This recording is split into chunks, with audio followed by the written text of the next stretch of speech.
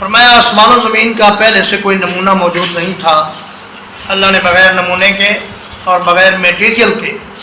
آسمان بھی بنا دیے، زمین بھی بنا دی، اور تمہارے لیے تمہاری جانوں سے تمہاری بیویاں بنائیں، اس لیے کہ اگر کسی اور جنس سے تمہاری بیوی ہوتی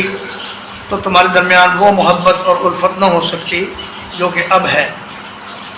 اور بعض لوگوں نے جو قصے بیان کیے ہیں کہ فلاں صاحب کا جننی سے نکاح ہوا، یہ سارے قصے غلط اور جھوٹ ہیں،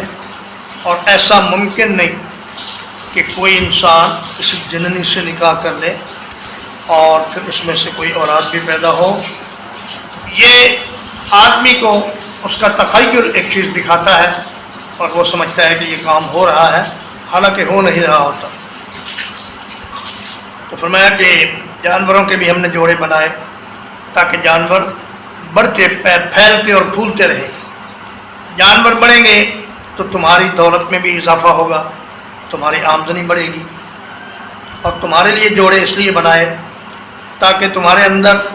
اولاد کا سلسلہ پیدا ہو اور تم ساری دنیا میں پھیل جاؤ۔